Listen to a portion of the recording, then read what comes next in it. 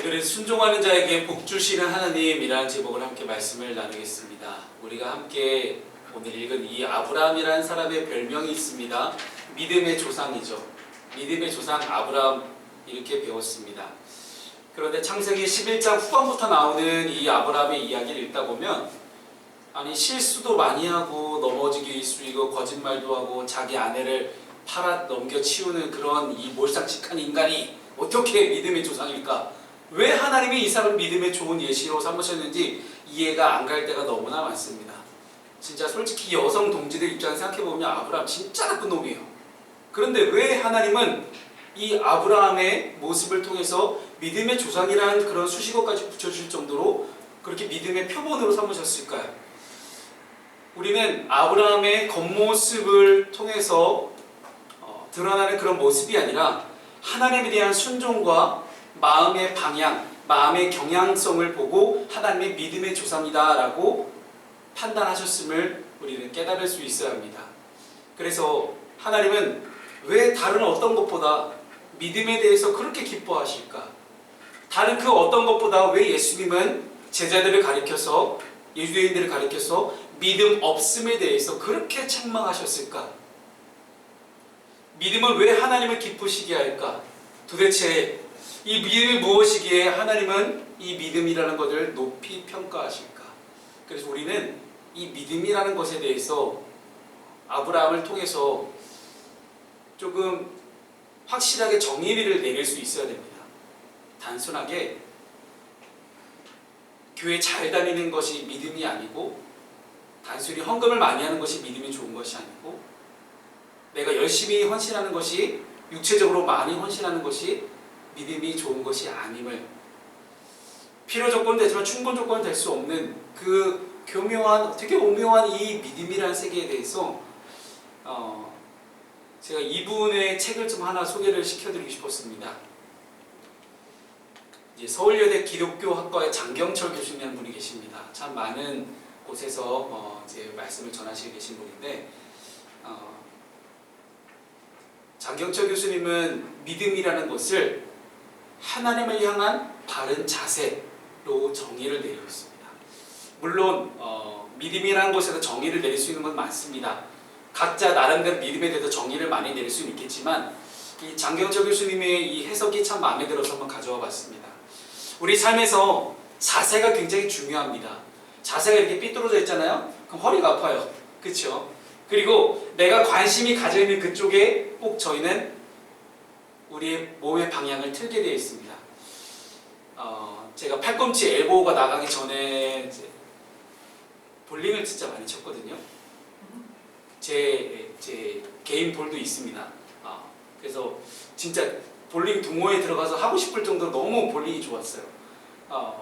되게 건전한 스포츠예요. 그리고 남들하고 이렇게 몸을 부딪힐 일도 없고 그냥 스스로 멘탈만 잘 잡으면 좋은 점수가 나오는 것이 볼링이다라고 저는 생각하기 때문에 정말 볼링으로 저는 제 체력을 잘 길렀다고 생각했는데 팔꿈치가 한번 나간 뒤로 볼링을 저는 못 가고 그 다음에 이제 코로나19 터진 다음에 계속 못 가서 그 쿠폰을 사놓고 지금 못 가고 있어요. 3년째. 그러고 있는데 이 볼링에서 제가 이제 저희 청년들에게 볼링 가르칠 때 늘 하는 말이 있습니다. 내가 바라보는 눈의 방향대로 볼링공이 간다는 거예요. 안 믿어지시나요? 전 목사님 말씀대로 안 되는데요. 그거는 일단은 기본 자세가 잘못된 거고요. 일단 최소한 적어도 스탠다드한 기본 자세를 잘 배웠다면 내 눈에 시선이 가는 그대로 공은 가게 되어 있습니다. 네, 그게 저는 항상 볼링을 가르칠 때 그렇게 자세를 굉장히 중요하게 생각하는데요. 모든 스포츠가 다 똑같습니다. 자세에 따라서 결과가 많이 나눠지게 되죠. 믿음도 똑같습니다. 우리가 우리의 눈의 방향이 우리의 눈의 어떤 나침반의 방향처럼 눈의 방향이 어디로 향해 있느냐에 따라서 그것이 믿음이 될 수 있다는 거예요. 자세라는 것은 내 존재가 어떤 방향으로 기울어져 있다는 것을 의미합니다. 무언가를 향한 자세를 갖게 되면 사람들은 그 대상에 시선을 집중할 뿐 아니라 그로부터 영향도 받게 되어 있습니다. 그래서 우리 삶에 진정 필요한 것이 있다면 그것은 하나님을 향한 바른 자세가 아닐까 생각을 합니다. 그렇게 아브라함이 겉으로는 하자가 진짜 많은, 정말로 문제가 많은 그런 남자였지만 하나님이 이 아브라함을 어떻게 훈련시키셔서 정말 믿음의 표본으로 삼으셨는지 그 첫 시작을 오늘 열어가 보도록 하겠습니다. 첫 번째는요, 아브라함이 했던 것이 첫 번째는 이 말씀입니다. 죄의 자리를 떠났다는 것이죠.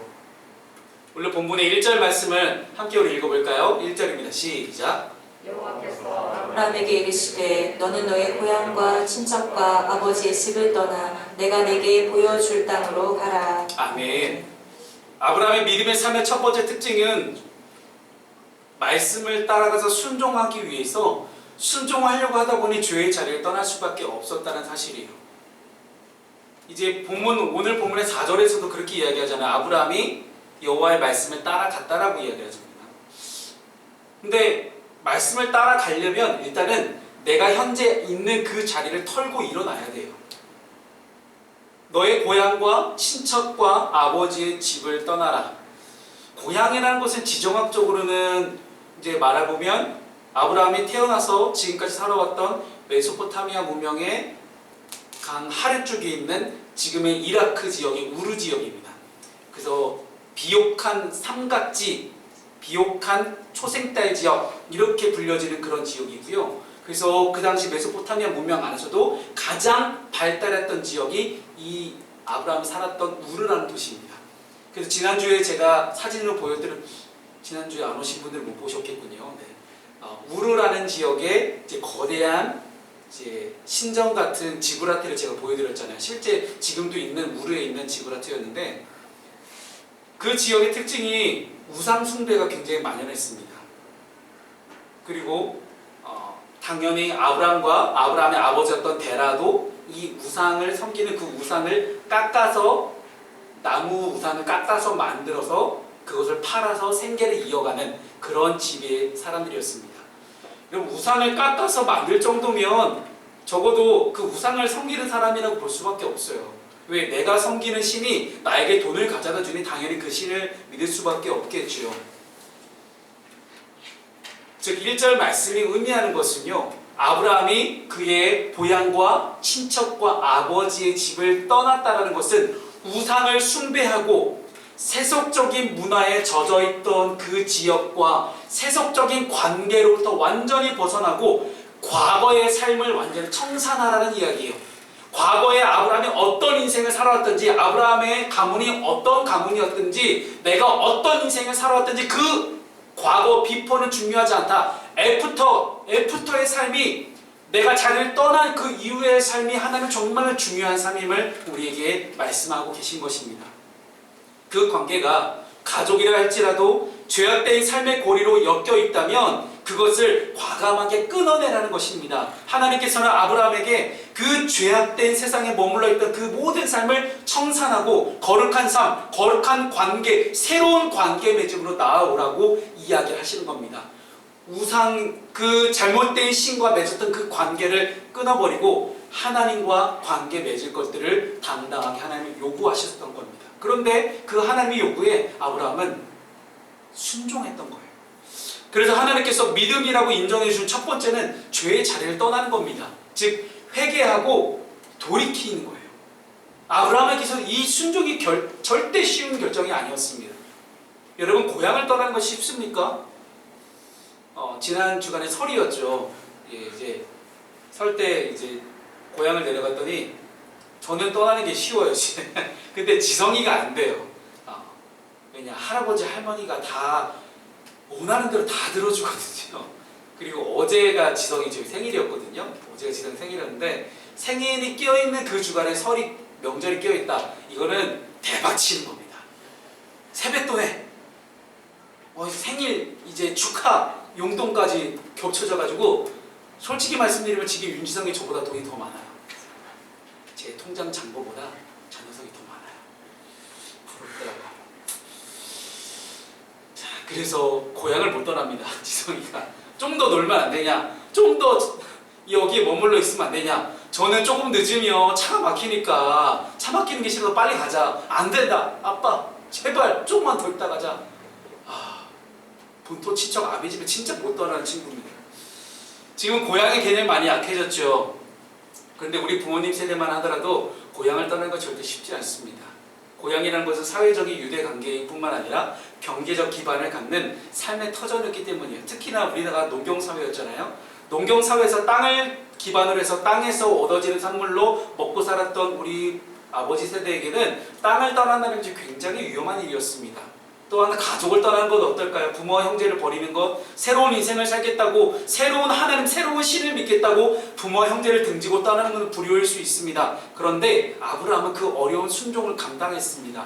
아브라함은 자신의 모든 것들을 내려놓고 심지어는 가족과 친척들까지도 다 버리는 희생을 감수하면서 주의 말씀을 따라 순종하며 나아갔습니다. 주님의 말씀을 그 어떤 것보다도 귀중하게 여기고 세상의 모든 죄악된 자리를 다 던져버리고 그는 떠나갔습니다. 사랑하는 여러분, 우리도 주님의 말씀을 따라 순종의 길을 걸어갈 수 있기를 바랍니다. 죄의 자리를 떠나서, 죄의 자리에서 벗어나서 하나님 나라의 백성으로서의 삶을 살아가기를 소망합니다. 그렇다고 아브라함처럼 고향도 부모님도 가족도 다 버리고 떠나는 그런 말씀이 아니에요. 이 말씀이 가지는 중요한 의미는요, 세상과 하나님 나라 사이에 양다리를 걸쳐놓고 왔다 갔다 하는 그런 삶을 살지 말라는 것입니다. 세상이 주는 명예와 쾌락과 욕망에 정철되어 있는 그 세상과 하나님의 나라, 희생하고 수고하고 헌신해야 되는 그 두 나라 사이에서 왔다 갔다 하지 말고 철저하게 하나님 나라 백성답게 살아라는 이야기를 오늘 아브라함을 통해서 주님은 하고 계신 것입니다. 세속적인 가치, 그리고 하나님 나라의 가치를 비교하면서 세상과 버타는 삶이 아니라 오직 하나님의 말씀을 사랑하고 주님 말씀을 따라가는 그런 천국 백성이 되시기를 소망합니다. 여러분, 그래서 오늘 예배 가운데 여러분의 청산하고 끊어내야 될 과거의 나의 죄의 자리가 어떤 자리인지 이 시간 돌아보기를 소망합니다. 여러분 각자 개인적으로 하나님과 1대1로 만났을 때 도저히 숨길 수 없는 그런 죄의 자리가 하나쯤은 다 있으실 겁니다. 그 죄의 자리를 주님은 떠나라고 하십니다.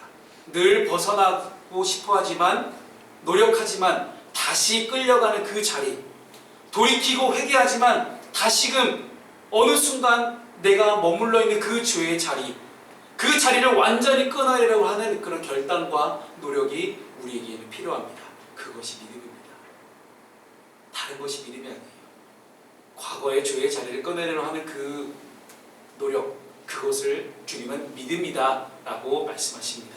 주의 말씀이 있는 곳에 머물고 그 말씀을 따라 순종하며 나아가는 저와 여러분 되시기를 소망합니다.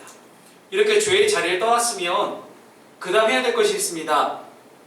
새로운 자리를 찾아가야겠죠. 그래서 우리가 복의 자리로 나아가는 것이 굉장히 중요합니다. 오늘 본문의 2절 말씀을 함께 읽겠습니다. 시작. 내가 너로 큰 민족을 이루고 내게 복을 주어 내 이름을 창대하게 하리니 너는 복이 될지라. 아멘.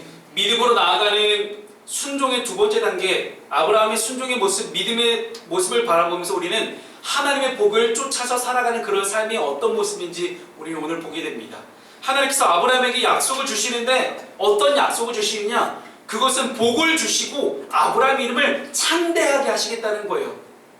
내가 스스로 내 이름 석자를 드높이기 위해서 막 사람들에게 막 정치질을 하지 않아도 수많은 사람들이 입에 이 아브라함의 이름이 오르내리게 하겠다는 거예요. 그 가나안 지역에서 이방 민족들이 살고 있는 그 땅에서 갑자기 툭 떨어진 이 아브라함이라는 사람이 마치 막 새로운 신생 기업이 사람들의 검색어에 막 계속 노출되는 것처럼 그렇게 막 떠오르겠다는 거예요. 마치 스타트업 기업, 새롭게 창업한 기업이 모든 기존의 기업들 다 물리치고 막 쑥쑥쑥쑥 순위가 위로 올라가는 막 그런 일들이 막 일어나지 않을까 생각합니다. 그런데 더 중요한 거는요, 그 다음에 나오는 말씀이죠. 너는 복이 될지라. 제가 참 좋아하는 말씀입니다. 너는 복이 될지라. 아멘. 내가 너에게 축복, 복을 빌어주겠다가 아니라고요. 내가 너에게 너 자체가 복이 되겠다라고 하시는 거예요. 야, 여러분, 죄의 자리를 떠난 사람에게 주어지는 하나님의 놀라운 축복이 바로 이런 것입니다. 내가 스스로 나 자체가 복이 되는 것. 하나님께서 자기 백성을 부르시는 것은 이렇게 복을 주시기 위함입니다. 하나님께서 자기 백성을 부르시는 것은요, 우리 사람 스스로가 한 명 한 명이 다 복이 되기를 바라시는 거예요. 그래서 금묵자흑이라는 사자성어가 있죠. 그런 것처럼 똑같이 내가 복이 되잖아요. 내 옆에 있는 사람도 복을 받습니다. 내가 이고은 성도님 옆에 가 있으면 이고은 성도님도 복을 받고요. 내가 우리 황기정 집사님 옆에 가 있으면 황기정 집사님도 복을 받아요. 아멘. 얼마나 좋습니까? 나 때문에 우리 가족이 축복을 받는다면 단순히 당장 고향과 친척과 아비집을 떠나는 건 아무 일도 아니에요. 나 한 명 때문에 그 고향과 친척과 아비집이 복을 받을 수 있다면 여러분, 그게 더 좋은 거 아니겠습니까? 오히려 전화위복이 되는 놀라운 찬스입니다.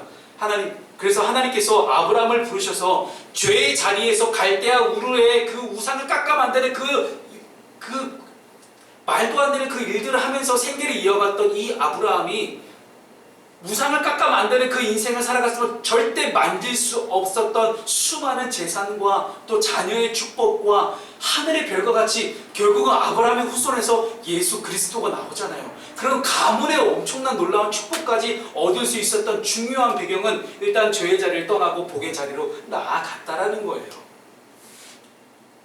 하나님은 온 인류를 구원하시려는 계획을 가졌습니다. 노아 홍수 사건을 통해서 모든 인류를 다 쓸어버리신 다음에도 봤더니 바벨탑을 세우고 있지 않았나, 지들 마음대로 모여가지고 막 욕심 부리고 있는 욕망으로 아주 가득 차 있는 이 인간의 본성을 보더니 하나님이 도저히 안 되겠는 거예요.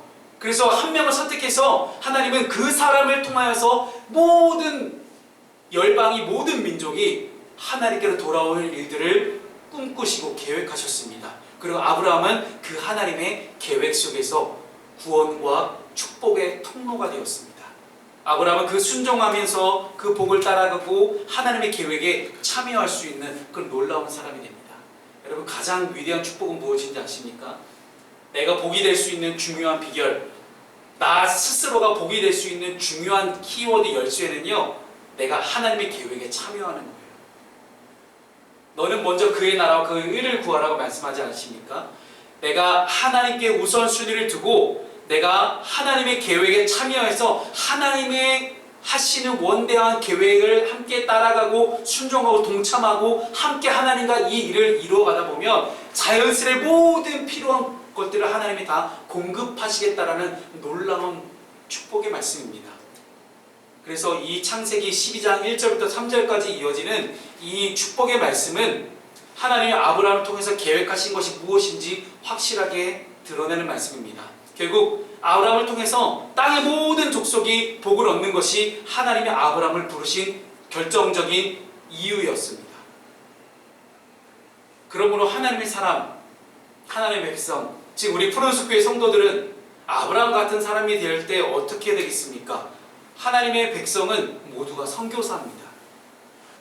내가 있는 자리에서 가정 선교사요, 직장 선교사요, 혹은 학교 선교사요, 아니면 내가 있는 그곳에서 열심히 우리는 아직 복음을 모르는 모든 민족에게 나아가서 그 열방에게 우리는 복음을 전하는 그런 놀라운 선교 삶을 살아가야 되는 것이 우리의 궁극적인 비전이자 목표가 되어야 될 것입니다. 하나님께서 아브라함을 처음 부르셨을 때 그는 절대 믿음이 성숙한 사람이 아니었습니다. 뭐 이런 분들 있죠. 목사님, 아직 저는 신앙생활한 지 얼마 안 돼서, 저는 아직 잘 몰라서, 저는 아직 믿음이 부족해서, 저는 아직 재능과 능력이 부족해서. 그렇죠. 아브라함도 그랬어요. 심지어 다른 신을 섬기던 사람이었어요. 근데 그 사람을 하나님이 선택하시고 하나님 부르셨을 때, 하나님이 부르심, 소명을 주셨을 때 아브라함은 순종했습니다. 사랑하는 여러분, 내가 능력이 있고 내가 재능이 있으면 우리는 나 스스로를 의지합니다. 그러나 내가 능력이 없으면 우리는 하나님만 의지합니다. 중요한 것은 순종하고 따라갈 때 하나님께서 나를 통해 일하시는 것을 내가 경험하느냐 못하느냐, 그 차이입니다. 하나님은 아브라함을 선택하시고 선교사로 부르셨습니다. 우리 또한 마찬가지입니다. 복음을 전하고 이웃을 축복하는 그런 복의 통로가 되길 바랍니다. 내가 만나는 모든 사람에게 하나님의 복이 나를 통해 흘러갈 수 있도록 여러분, 그렇게 준비된 사람이 되십시오. 그렇게 준비된 그리스도인, 준비된 선교사가 되십시오. 그럼 자연스럽게 내 옆에 있는 많은 분들에게 복음을 전할 수 있을 것입니다. 특별히 여러분 가정의 구원을 위해서 기도하신 분들 많으시죠. 가족이 아직도 예수 그리스도를 믿지 않아서 나 혼자 교회 다니는 것이 힘들고 어려운 분들 많이 계실 겁니다. 그런 분들에게 권면드립니다. 강권합니다. 여러분 스스로 복이 되십시오. 아브라함처럼 복이 되면 여러분의 가정은 반드시 믿음의 가정으로 회복될 것입니다. 그렇게 되었을 때 우리가 하나님의 선교사로 우리가 온전하게 부르심을 입었을 때 우리가 해야 될 것은 무엇입니까? 예배를 사모하는 것입니다. 오늘 본문의 7절과 8절 말씀을 우리 함께 읽어보겠습니다. 함께 시작. 여호와께서 아브라함에게 나타나시되 내가 이 땅을 내 자손에게 주리라 하신지라. 자기에게 나타나신 여호와께 그가 그곳에서 제단을 쌓고 거기서 베델 동쪽 산으로 옮겨 장막을 치니 서쪽은 베델이요 동쪽은 아이라. 그가 그곳에서 여호와께 제단을 쌓고 여호와의 이름을 부르더니. 아멘. 여러분 아브라함의 삶 속에서 믿음의 삶의 가장 절정적인 순간은 언제였냐면 여호와의 이름을 부르는 예배의 순간이었습니다. 오늘 본문 4절부터 보게 되면 아브라함이 말씀에 순종해서 하란을 떠나서 가나안 땅으로 들어가게 되죠. 그리고 세겜 땅 상선리 나무에까지 이릅니다. 그곳에서 아브라함이 제단을 쌓습니다. 또 거기서 베델 동쪽 산으로 옮겨서 장막을 치고 다시 제단을 쌓습니다. 왜 베델 동쪽 산으로 옮겨서 장막을 쳤는지 이유가 나왔진 않습니다. 이유가 나오진 않았지만 추측해 보기로는 밀려나지 않았을까 싶어요. 네. 이미 가나안 땅에 원주민들이 살고 있습니다. 그 원주민 살고 있는데 갑자기 아브라함이 나그네가 나타나서 여기 이제부터 내 땅이야 하면 가만히 있겠어요? 엄청 텃세를 부렸겠죠. 그러니 옮겨가지 않았을까 싶은데 중요한 것은요, 내가 쫓겨났다 할지라도 그곳에서도 예배를 했던 사람이라는 거예요. 아브라함은 어디가 됐든지 잠깐은 정착할지라도 그 순간 속에서 예배할 줄 아는 사람이었습니다. 가나안 땅 가나안 사람들이 거주하고 있으니 얼마나 눈치가 보여요. 내가 한 번도 가보지 않은 그런 미지의 땅이에요. 그 미지의 땅에 이미 살고 있는 원주민들 눈치도 봐야 되고 긴장하며 살아야 되고 언제 저 민족이 나를 쳐들어와서 내가 죽임당할지 모르는 그런 시대예요. 여러분 청동기 시대가 어떤 시대입니까? 부족국가 시대입니다. 부족국가 말 그대로 시족사회예요. 근데 아브라함은 지금 시족사회가 아니에요. 시족사회긴 하지 뭐 조카 롯도 함께 데리고 갔죠. 아내도 있고요. 하지만 가족 수가 적잖아요. 가족의 숫자가 적은데 가족 숫자가 많은 그런 저쪽 가문하고 저쪽 부족하고 붙으면 질 수밖에 없는 싸움을 지금 이들은 하고 있는 거예요. 가나안이라는 새로운 문화에 적응도 해야 되고 또 외짐이라는 것 때문에 어느 정도 위험도 감수해야 되고 어느 한 곳에 정착할 수도 없고 세겜으로 또 베델 동쪽산으로 이주했던 그 아브라함의 심정을 한번 느껴봤어요. 이 외부인의 심정이 어떤 심정일까? 그러나 아브라함은 하나님을 신뢰함으로 그 땅을 밟고 먼저 제단을 쌓아서 하나님을 예배할 줄 아는 그런 사람이었습니다. 처음 하나님이 저를 안산 땅으로 인도하실 때 안산이 어딘가 했어요. 처음에 안산에 교회 개척한다고 했더니 제 친구들이 안성? 아니 안산 안양? 안성하고 안양은 아는데 안산을 모르더라고. 안산이 어딘지 아무도 모르는 거예요. 정말 아무도 생각하지 않았던, 저는 한 번도 꿈꿔보지 않았던 안산 땅을 하나님이 보내시겠다고 하셨을 때 이게 뭔가 싶었어요. 안산이 솔직히 저도 안산이라는 곳이 어디 있는지도 몰랐고 안산이라는 도시에 대해서 잘 몰랐고 안산이라는 곳에서 뭘 어떻게 해야 될지도 잘 몰랐습니다. 대전에서 그때 친구들이 저를 불렀어요. 야, 차라리 비슷한 시기에 결혼했던 제 친한 친구들이 차라리 대전에 와서 대전에 개척을 하라. 그럼 우리가 개척 멤버가 돼줄게. 그 친구들이 다 대기업 다니는 친구들인데 돈도 잘 버는 친구들인데 이번 명절에 내려가서 그 친구들 잠깐 만나고 왔어요. 잠깐 만나고 이제 또 저희 카페에 원두를 공급해 주시는 제 선배 형님, 선교사님도 뵙고 커피에 대한 이야기를 나누면서 즐겁게 얘기를 나눴는데 다 우리 권사님 아시는 분들이거든요. 그런데 그 생각이 들었습니다. 처음에 안산을 내려올 때 하나님의 은사와 부르심에 후회하심이 없느니라는 그 말씀을 분명히 알고 있으면서도 상황과 환경과 조건에 따라서 사람의 마음이 이렇게 쉽게 흔들릴 수 있는 거구나. 그런 것 같아요. 우리는 환경의 지배를 많이 받습니다. 환경이 괜찮으면 내 마음도 편해지고요. 환경이 나에게 어떤 영향을 미치는지 모르겠지만 그 환경에 따라서 우리는 계속해서 내 마음이 흔들리는 것들을 우리는 경험하게 됩니다.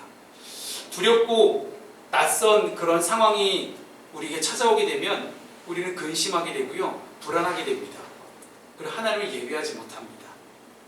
갑작스러운 위기의 상황이 찾아오게 되면 우리는 하나님을 예배하기는커녕 원망과 불신으로 하나님을 떠나곤 합니다. 상처 없는 사람이 어디 있겠어요? 아픔이 없는 사람이 어디 있겠어요? 상처와 아픔으로 얼룩진 우리의 인생길에서 우리는 환경과 조건과 여건에 상관없이 하나님을 예배할 수 있는 그런 믿음을 우리가 가질 수 있기를 소망합니다. 주님을 향한 철저한 신뢰가 있으면 가능할 수 있어요. 내가 어떤 상황이 있든지 그 상황 속에서 하나님을 향한 분명하고 절대적인 철저한 신뢰가 있으면 그 신뢰는 우리를 예배자로 만들어갈 수 있습니다.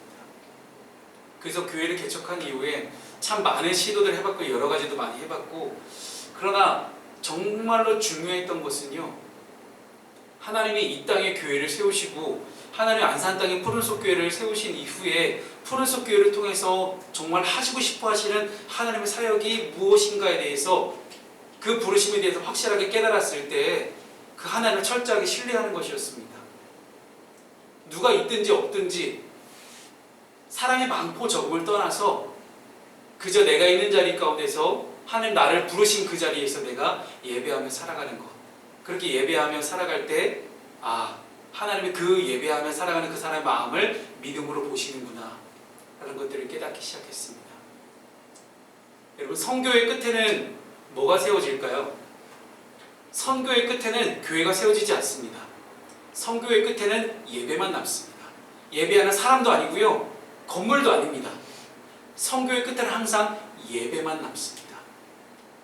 그 예배가 지금 이 안산 땅에 이루어지고 있다는 것 사실만으로도 저는 너무나 감사합니다. 주님의 약속의 말씀을 믿고 나아갔던 아브라함이 어디서든지 항상 예배했던 사람으로 살아갔다는 것, 우상 숭배가 가득했던 그 가나안 땅에서 믿음 없이 예배한다는 것 정말로 힘든 일이었습니다.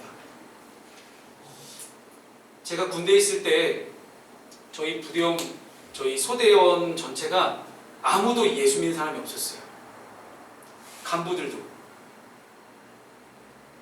20명밖에 안 된 정말 작은 파견반이었지만 20명 중에서 저 혼자 크리스천이었던 거예요.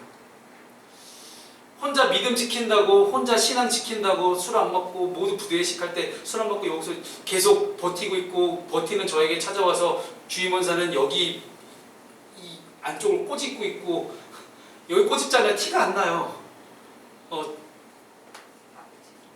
저는 정말 아픈데 이게 겉으로는 티가 안 나는 곳이 여기니까 여기를 교만 계속 꼬집으면서 계속 유혹하는 거예요. 나도 옛날에 교회 다녔다. 제발 교회 다녔으면서 왜 이 모양 이 꼴으로 지금 이러고 있는지 그것도 이해가 안 돼요. 근데 어쨌든 저는 제가 있는 그곳에서 혼자 성경 읽고, 어쨌든 군대 가서 성경을 삼독을 하겠다고 하나님께 서원하고 갔으니 이걸 지키기는 해야 되겠고, 믿음 지키는 것 때문에 계속 눈치는 봐야 되겠고, 그런데 하나님께 서원을 했으니 반드시 지켜야 되잖아요. 그래서 눈치 보면서 계속 성경을 읽는 거예요. 그 2년 2개월 동안 성경 삼독을 하는데 가능했겠습니까, 여러분? 그게 너무 힘들었거든요. 일병 때까지 성경을 절대 못 읽었어요. 잠도 못 잤거든요. 3교대를 계속하면서 잠도 잘 수 없는 그런 열악한 군대 상황 속에서 성경을 어떻게 읽을 시간이 나왔겠어요. 화장실 가서 졸다가 걸리기도 하고 막 그랬는데, 잘 데가 없으니까 좀 마음 편하게 고참대로 누워서 이렇게 쉬지만 저는 그럴 수가 없잖아요. 저희 때까지 그랬거든요. 그랬으니 화장실에도 몰래 자다가 잠깐 눈만 붙이고 일어나라고 했는데 갑자기 30분이 지나버린 거야. 야, 윤명지 이 새끼 어디 갔어? 난리가 난 거야. 저 찾아다니고 고참들이 얘 유명지 하고 나가더니 너 잤지? 이랬습니다. 일로 와. 그때부터 이제 참 그렇게 힘들게 군생을 하면서도 어찌됐든 성경 삼독을 해야 된다는 그런 의식을 가지고 정말 전역하지 바로 직전까지 저는 읽어서 삼독을 하고 나왔습니다. 참 쉽지 않았죠. 쉽지 않을 그런 시간이었지만 속도가 조금 더디더라도 그래도 저는 하나님께 서원했던 것을 반드시 해야만 했습니다. 그것이 그렇게라도 하지 않으면 밖에 나가서 예배도 못했거든요. 조그만 파견반이기 때문에 근처에 교회도 없어요. 그래서 그냥 주일날도 어디 교회도 못 가고 그냥 부대에만 남아있는 상황 속에서 짬을 내서 그냥 성경만 읽는 거예요. 우리가 예상한 대로 우리 인생이 이루어지지 않을 때가 많습니다. 중간에 장애물이 있을 때도 있습니다. 그러나 주님을 향한 분명한 믿음은 하나님의 이름을 부르며 예배할 수 있게 합니다. 진짜 믿음은 뭘까요? 절대적인 하나님을 신뢰하는 것입니다. 변하지 않는 하나님을 신뢰하는 것입니다. 나는 변할 수 있고 내 환경과 내 여건은 변할 수 있습니다. 내 마음 상태도 수시로 변할 수 있습니다. 그러나 절대로 변하지 않는 것 한 가지는 하나님은 절대 변함이 없으신 그런 하나님이시라는 겁니다. 아브라함은 그것을 믿었기 때문에 어디서든지 예배하는 사람으로 살아갔습니다. 오늘 말씀을 정리합니다. 하나님께서 아브라함에게 주신 것은요, 사명이었습니다. 본토 친척 아버지 집을 떠났습니다. 가나안 땅에 정착하겠습니다 라고 가나안 땅으로 나와왔어요. 그때 하나님은 아브라함에게 모든 민족을 구원하시는 그런 사명을 하나님은 아브라함에게 주셨습니다. 하나님께서는 저와 여러분도 부르십니다. 하나님이 저와 여러분의 콜링 부르셨을 때 그 부르심에 응답해만 나아갈 수 있는 여러분에게 소망합니다. 모든 부르심에 응답하는 그리스도인에게 하나님은 사명을 주십니다. 미션을 주십니다. 임무를 주십니다. 그 임무 가운데서 저와 여러분이 아멘으로 응답하며 나아갈 때 하나님 모든 것들을 공급하시고 채워주신다는 사실을 우리가 잊지 않았으면 좋겠습니다. 하나님의 자녀된 우리는 부르심이 있습니다. 거듭난 자녀로서의 새로운 삶이 우리 앞에 펼쳐져 있습니다. 물론 코로나19의 상황이 여전히 녹록지 않습니다. 계속해서 상황은 좀 더 악화되고 있고요. 하지만 그 상황 속에서 우리는 예배할 수 있어야 됩니다. 그 상황 속에서도 우리는 우리의 임무를 다할 수 있어야 됩니다. 그것이 우리가 절대적인 하나님을 믿고 신뢰하는 방법입니다. 사랑하는 여러분, 그렇게 믿음의 삶을 살아가셔서 온전히 하나님의 축복을 받는 온전히 여러분 자체가 복이 될 수 있는 저 여러분 되시기를 주님의 이름으로 축복합니다.